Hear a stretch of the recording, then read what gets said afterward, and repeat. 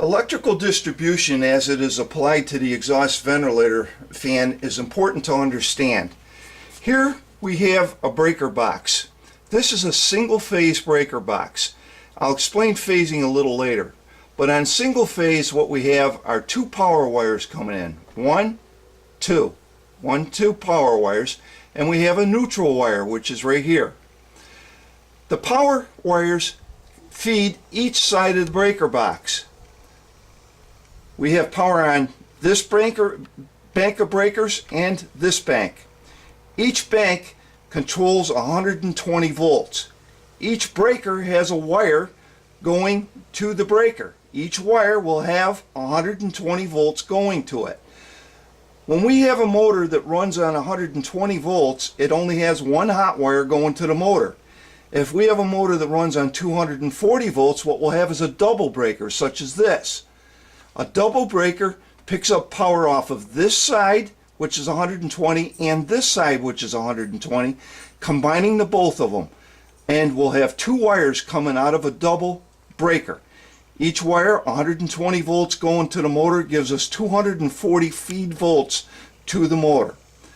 Now, we also have a neutral terminal on the breakers, which we have all these white wires going to, and I kind of liken the neutral to a ground. It's not ground, it's neutral, but it's kind of like a ground in that the power goes up our hot wire, goes to the appliance that's going to run our motor in our case, and it comes back through the neutral. All right? So this is kind of a basic understanding how our power is applied to the motor. It's important to notice on our breakers the little numbers that are on the tab pulls. For example, this one here says 15. Right below it, I've got the pulls saying 40. Below that are 20. This is how many amps this breaker is capable of carrying before it trips. If we have too many amps going through a breaker, it will trip.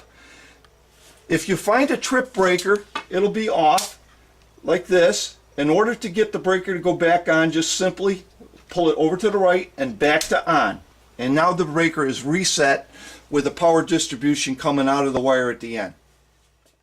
It's important at this time that we discuss three-phase power. A three-phase panel will have three big hot lines coming into the breaker box. The breakers are large breakers, and at the end of the breakers you'll have three wires coming out.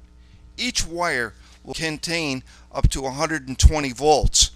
We combine 120 to 120 to get 240. You might ask, but we have three wires. Well, this is why we call it three-phase. It phases between any two wires at any given time, so that actually there's only two wires that are energized at any given moment, while the third wire is the neutral. That's why they call it three-phase. So we will be talking more about three-phase later in this presentation as it is applied to three-phase motors. Alright, before we ever work on any of these magnetic starters, we always want to use our current detector to see if we have power coming through these lines. We always want to shut everything off with the breakers to be sure we have no power coming to this unit if we're going to be working on it. Of course, if you're going to test it, you're going to leave the power on. Okay, I have set up here a scenario on how a typical three-phase motor would be wired. Right here we have the input wire, which would be a hot 120 volt wire going to the switch that turns our fan off and on. Now the way this switch operates is when we switch it on, it completes the circuit where the hot wire goes into this big, what we call a magnetic starter, and it completes the circuit through the magnets in here, and it slams them closed, making a connection inside of this unit. The connection goes through these three thermal connectors here, 1, 2, and 3, and each one goes to a wire that leads to our motor. Alright, now when you switch your switch off, it closes the connection, the magnets open up, and you get no more power going to these three wires going up to the motor. Now we have the three input wires coming back in from the back here. So this is our three-phase power coming into the box from the back, and it comes out through the front, through these wires when the magnets go closed. Now sometimes we'll have a problem where these magnets slam together and it'll make a circuit, and if we've got a bad short, it'll actually burn out these fuses. All right, and you'll have to get these things replaced. So you'll use your continuity tester on your tester to determine if you have a bad fuse or not. All right, so what we'll do is we'll take the tester and determine it. Okay, if I take my terminals and test across them here, we'll see the continuity change. See it change? Now usually what happens when we go up into the overheads or in our compartments to find this magnetic starter, what's happened is that a reset is tripped, and it's just a simple matter of pushing this in and letting it go, and it resets the magnetic starter, and your fan is up and running again, unless you've got a bad motor. So again, the reset. Pictured here is a solid state motor starter system. These are very similar to the magnetic systems that I talked about earlier, and the only thing they're using electronics now instead of magnets. We still have our 3 power wires coming into each starter and the 3 power wires coming out of each starter. It's just important to notice that they do have resets on them, and if you're finding you're not getting any power coming up to your motor, but your breakers haven't tripped and you still have power going into the unit, it's usually just a simple matter of pushing in the reset like I showed you on the magnetic starters. Fan motor troubleshooting. All right, here we have 2 different kinds of 1 horsepower motors. The one on my left here is a 1 horsepower 3-phase motor. The one on my right is a 1 horsepower single-phase motor. Let's talk about the 3-phase motor first. Now, the wiring on this looks a little intimidating when you first open this thing up. I've got a whole bunch of wires, but if I look closely, each one of these wires has a number. Now, what I'm looking at is on the motor plate itself right here. And what I can see is that on the plate it says that 4, 5, and 6 are to be grouped together, 7 and 1 are to be grouped together, 8 and 2 together, and 9 and 3 together.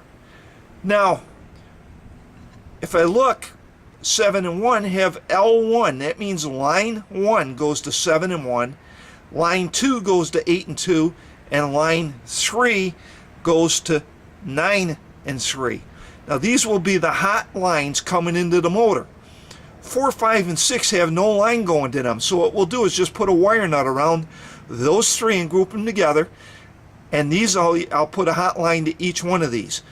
And if I want to change the rotation on this motor, all I have to do is change the hot line where it says L1 right here, and I'll just take that and interchange it with L2, and this motor will run the other way. If I take the hot lines in and interchange them, it'll run the opposite way.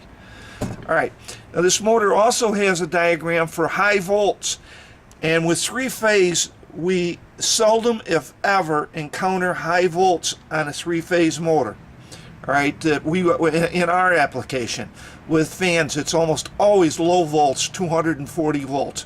But again, if you're ever in a question or doubt, use your voltmeter and determine how many volts are going to the motor. Alright, in this application over here with a single phase, this one has the push pins, and each one of the pins inside of here is numbered. Alright, I can see number 2, number 3, number 5, number 6, and number 1. Just looking at where the terminals are in here.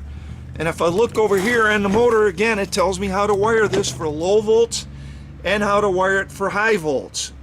Alright, now the low volts would be 120, or only 1 hot line coming into the motor, and high volts would be 2 hot lines coming into the motor, which would be 240 volts. Now for a low volt application, it says to take the wire with, it says yellow/black.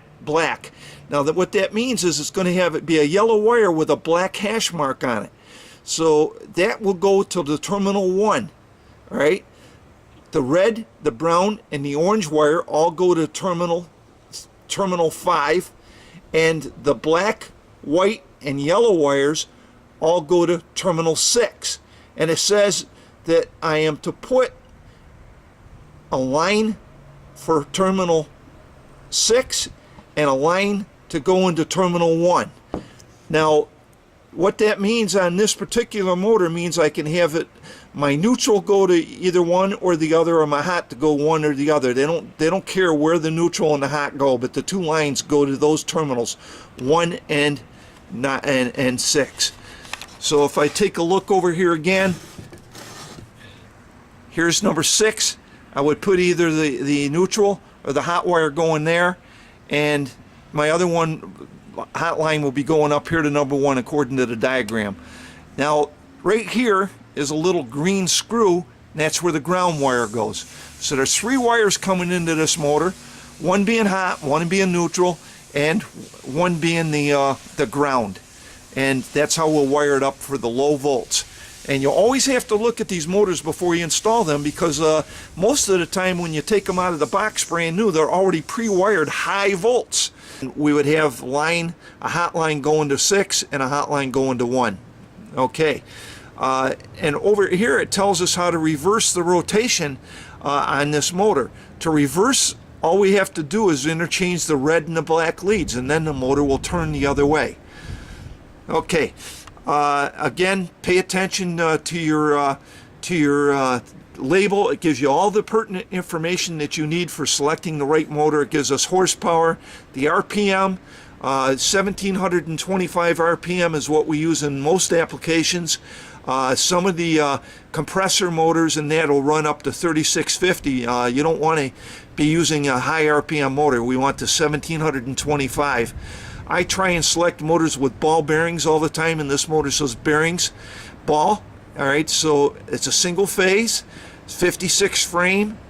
It gives us our volts. It's a 115 or 208. This motor can run at both voltages, high volts and low voltages. Just make sure you wire it up internally right before you hook it up.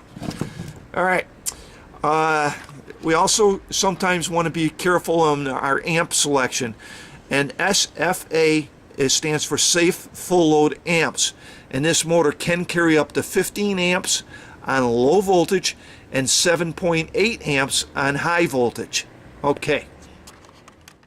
Now that we understand the fundamentals of electrical distribution and motor operation, let's see how it's applied to practical field scenario.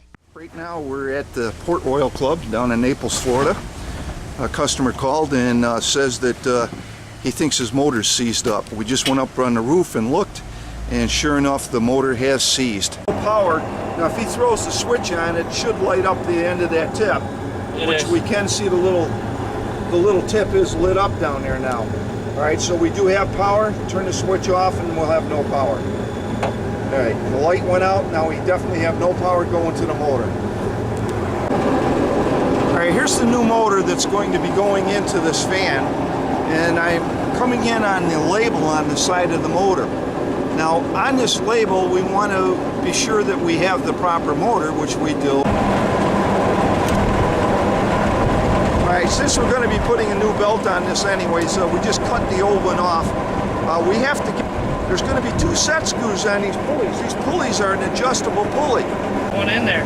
I put the Allen wrench in. Okay, we have this motor unwired, and presently we're taking off the mounting bolts that hold the motor to the actual frame.